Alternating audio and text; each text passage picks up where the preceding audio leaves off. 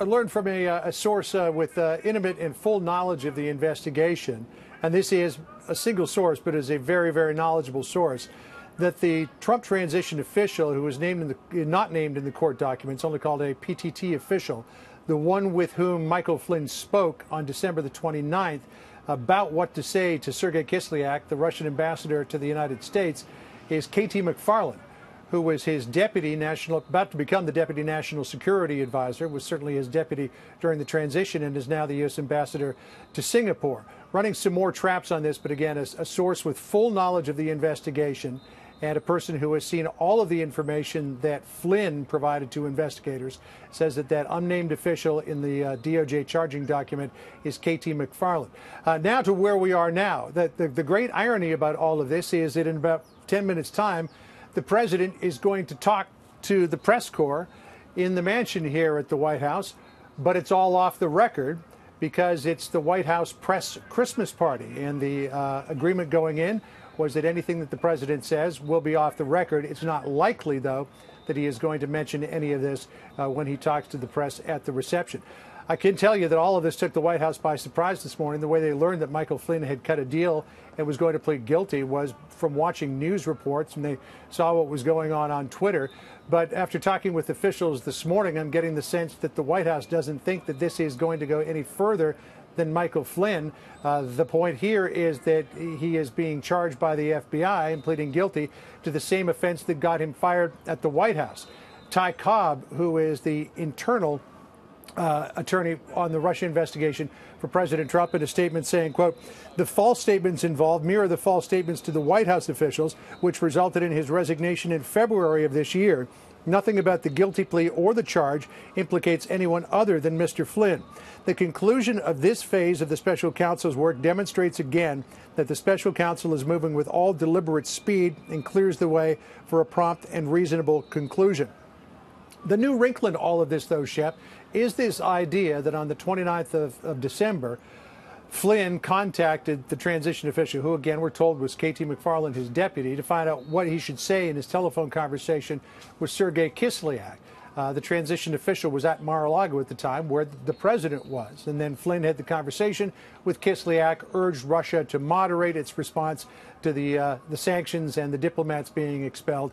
And then the next day we heard from Vladimir Putin that Russia was not going to up the ante in terms of any kind of a response, to which the president tweeted back that Putin is a smart person.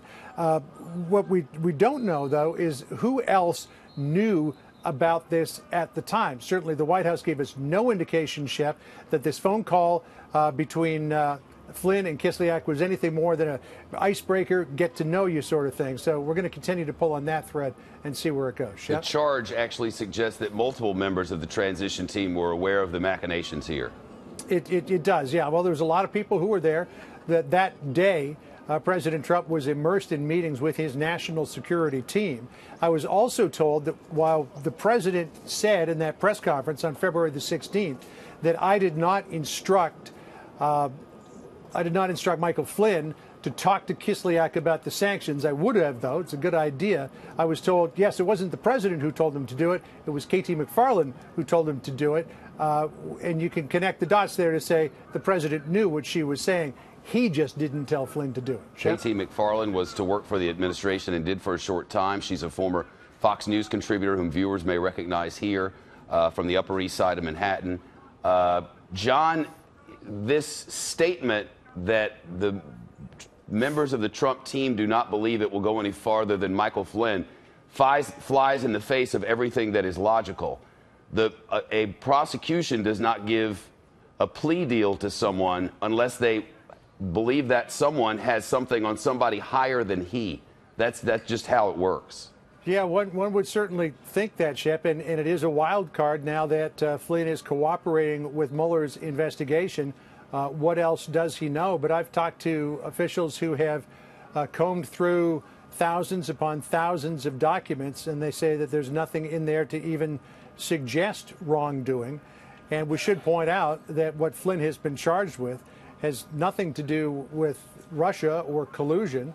It has to do with lying to investigators for whatever reason. So There could be a lot more there. You know, this could be the tip of a very big iceberg, Shep. But folks I've talked to say that they don't think that this is going to go any further than it already has. So we'll see. But there is another report out there, because the other thing that Flynn was caught lying about was a call that he made to Russia to get them to try to dial back on a UN Security Council resolution regarding Israel. There's a report out there that it was Jared Kushner who made the request to Flynn to make that phone call. So we're pulling on that thread as well. Shep? John Roberts, as the news develops from the White House, thank you.